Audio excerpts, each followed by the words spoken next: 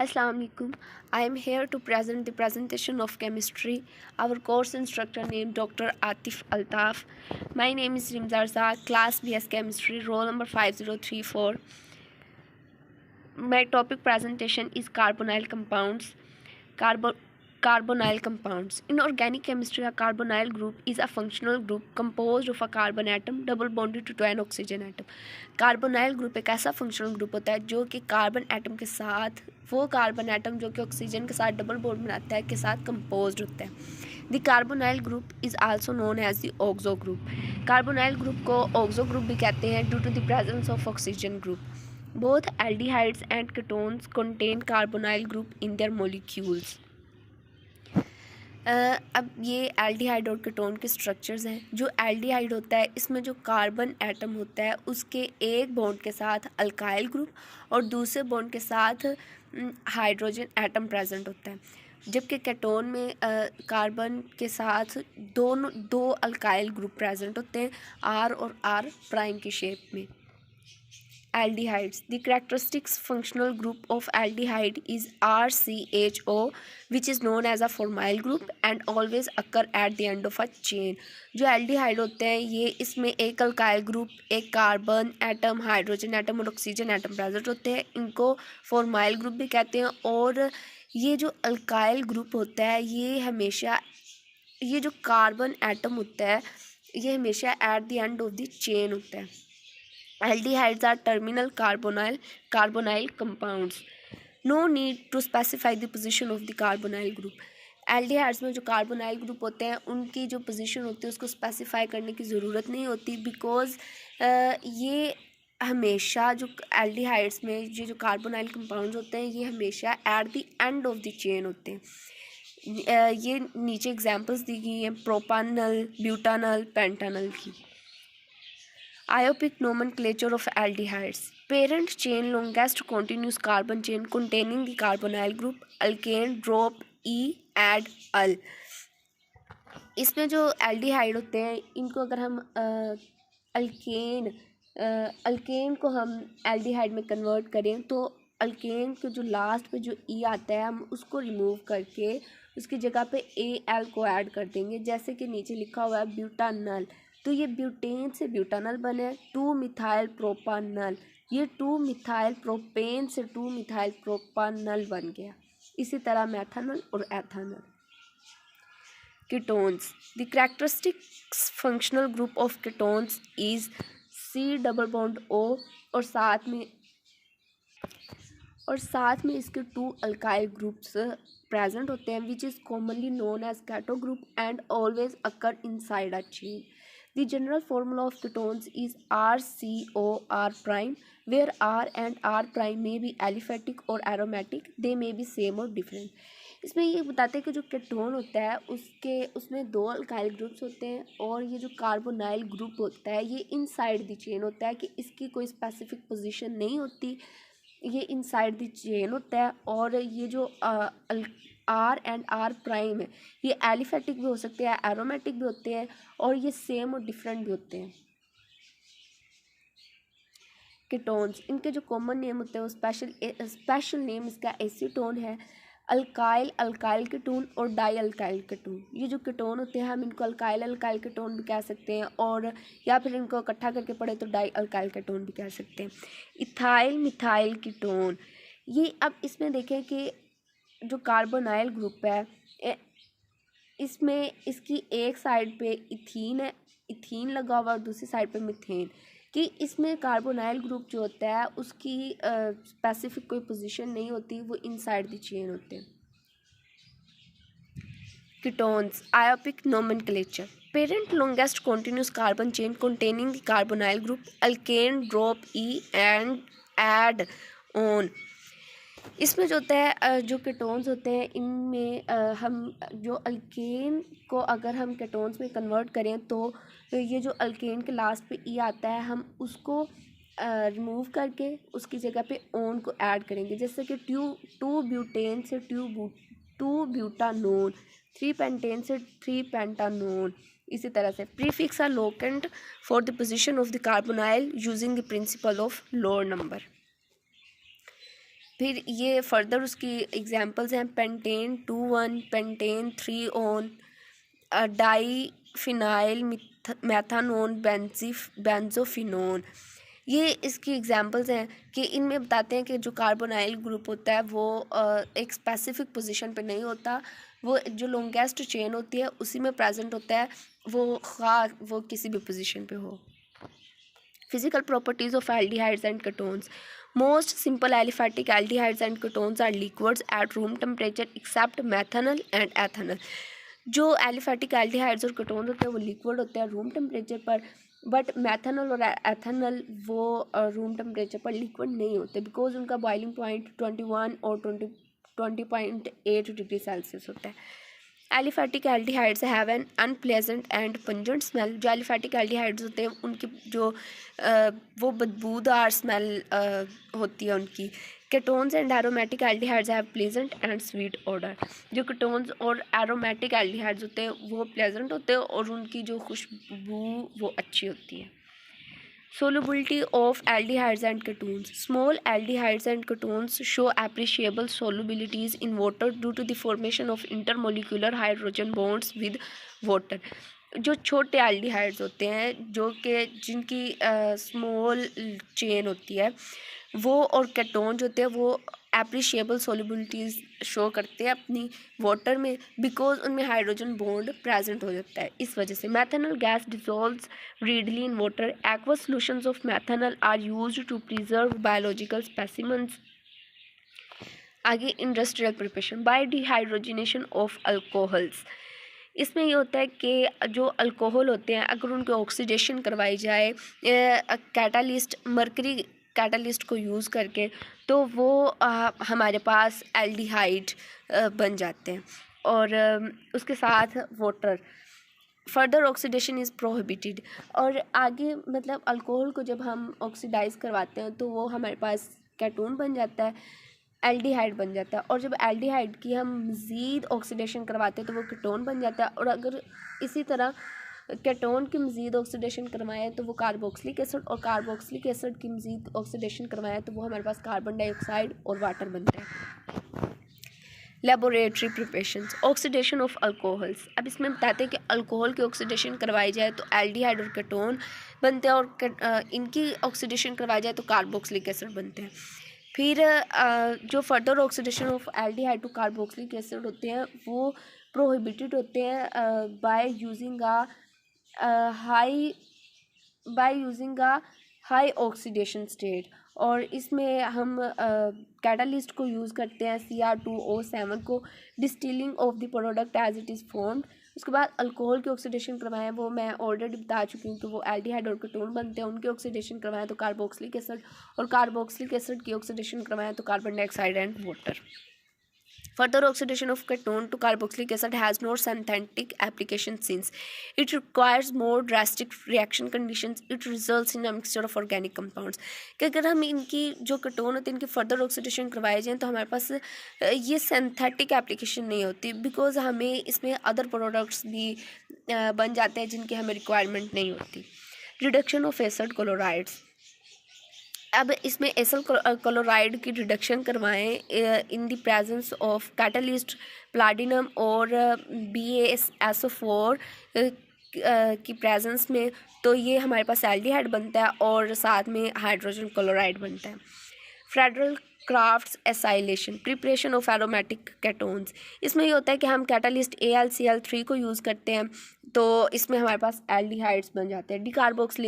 Decarboxylation of calcium salts. इसमें symmetrical ketones can be obtained by heating a single calcium carboxylate. कि ये जो इसमें होता है कैल्शियम साल्ट्स हम इनको 400 डिग्री सेल्सियस पे हीट प्रोवाइड करते हैं तो तब हमें इसमें एल्डिहाइड हमें प्रोवाइड हो जाते हैं। Aldehydes can be obtained by heating a mixture of 2 calcium carboxylates. Ozonolysis of symmetrical alkenes. जो अल्कीन्स होते हैं हम इनके ओजोनोलाइसिस करवाते हैं in the presence of zinc and water catalyst. As a catalyst हम इनको यूज़ करें तो हमारे पास एल्डिहाइड्स बन जाते हैं। जिंक डस्ट कैटालिस्ट इसमें यूज़ होता है और फिर हमारे पास एल्डिहाइड्स बन जाते हैं। Reactions of aldehydes and ketones, the most common reaction of aldehydes and ketones is nucleophilic addition. ये न्यूक्लियोफिलिक एडिशन होते हैं। This is usually the addition of a nucleophile and a proton across the C और double bond. Carbon और oxygen के में double bond की वजह से ये जो होते हैं ये न्यूक्लियोफाइल होते हैं। As the nucleophile attacks the carbonyl, the carbon atom change from sp2 to sp3। इनकी जो हाइब्रिडाइजेशन होती है वो भी चेंज हो जाती है। The electrons of the pi bond are pushed out onto the oxygen generating an alkoxide anion. Protonation of this anion gives the final product. Relative reactivity, aldehydes are more reactive than ketones. This stems from two factors. ये इनके two factors होते हैं, electronics और sterics.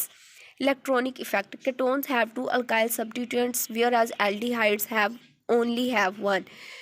जो ketone होता है उसके 2 alkyl substituents होते हैं जबकि एल्डिहाइड का एक होता है। Carbonyl compounds undergo reaction with nucleophiles because of the CO double bond. Alkyl groups are electron donating and so ketones have their effective partial positive charge reduced more than aldehydes. Next आता है steric region. The electrophilic carbon is the site that the nucleophile must approach for reaction to occur. इसमें ये होता है कि जो nucleophile होता है, जो इलेक्ट्रोफाइल कार्बन होता है वो न्यूक्लियोफाइल के साइड पर जाके रिएक्ट करता है। इन ketones the 2 alkyl substituents create more steric in hydrants that the single substituent that aldehydes have. Therefore ketones offer more steric resistance to nucleophile. जो ketone होते हैं वो more steric resistance होते हैं, जो aldehydes होते हैं वो more reactive होते हैं than ketones. Therefore both factors make aldehyde more reactive than ketones. Nucleophilic addition of water, hydration. इसमें क्या होता है? नेक्स्ट होता है हमारे पास nucleophilic addition of water, hydration. In aqueous solution ketones and aldehydes are in equilibrium with their hydrates gem diols. ये जो कीटोन्स और एल्डिहाइड्स होते हैं जब हम इनकी हाइड्रेशन करवाते हैं तो हमारे पास जो एज ए प्रोडक्ट होते हैं वो हाइड्रेट्स बनते हैं। Most ketones have the equilibrium in favour of the anhydride form. जब हम कीटोन्स की हाइड्रेशन करवाते हैं तो हमारे पास एनहाइड्रेट फॉर्म अक्कर होती है in the result of the product.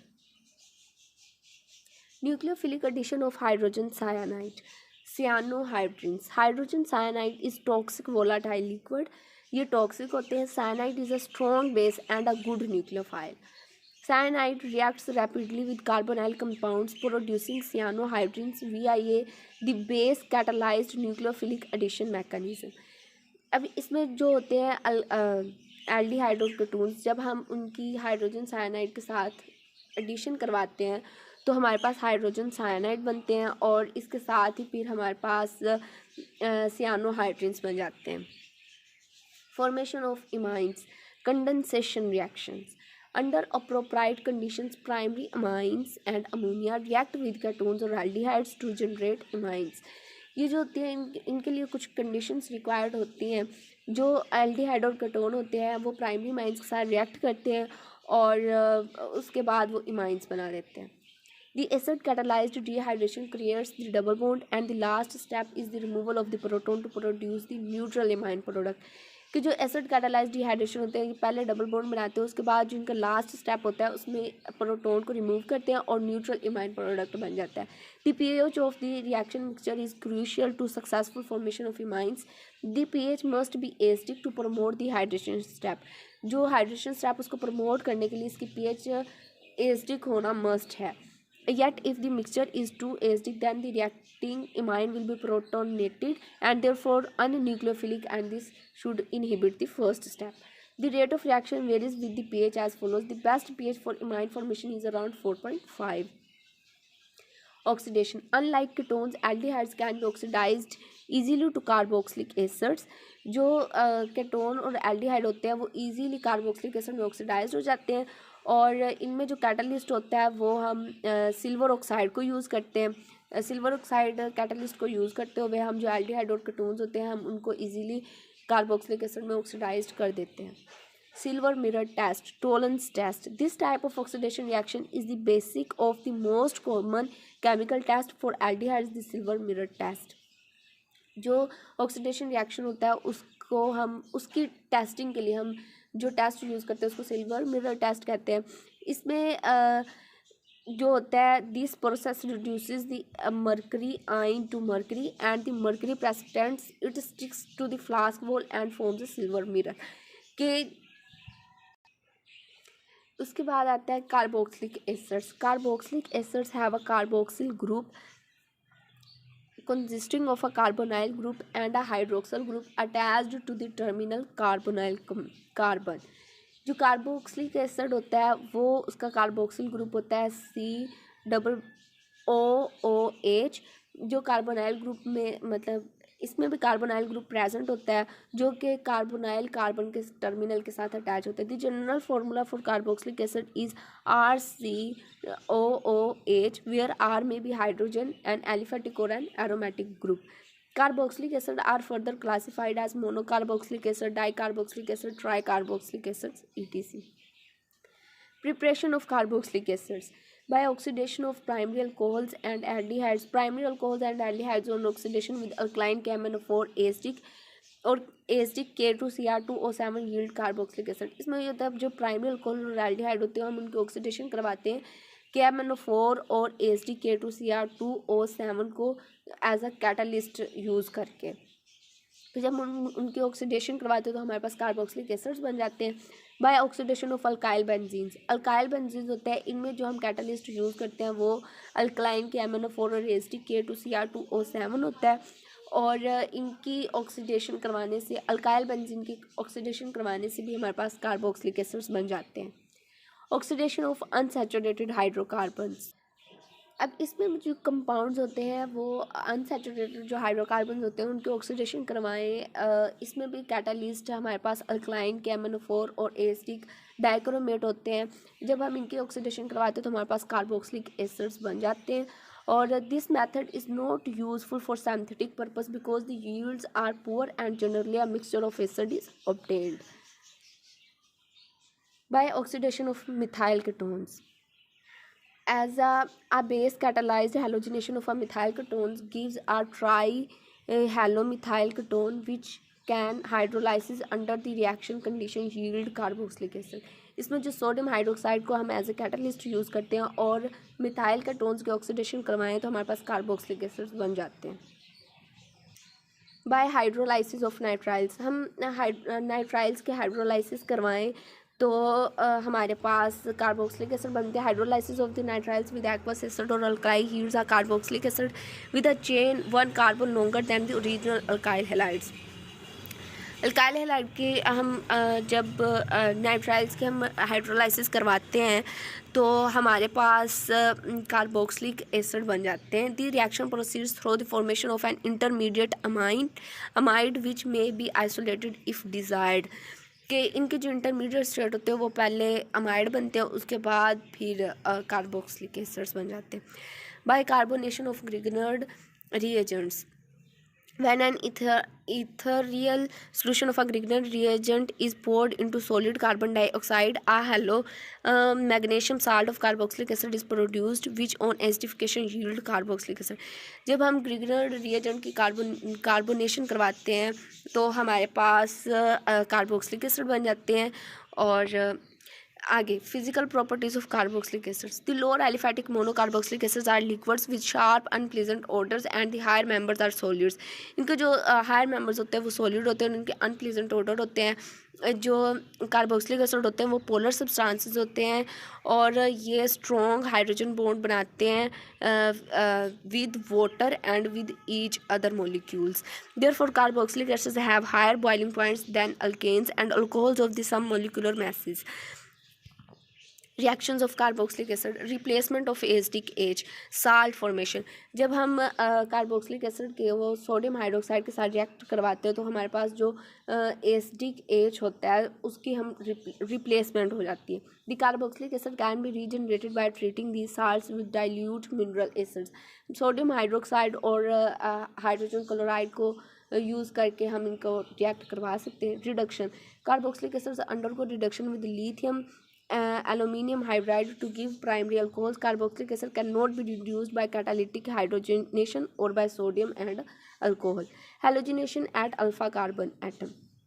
Aliphatic carboxylic acids that contain alpha hydrogen react with Cl2 and Br2 in the presence of phosphorus to form alpha hydrocarboxylic acids. ये जो reaction होता है इसको हम hello वोल्हार्ड Zelensky reaction भी कहते हैं।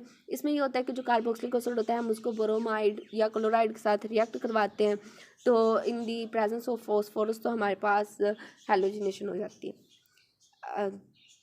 It was all about my presentation. Thank you. Allah Hafiz.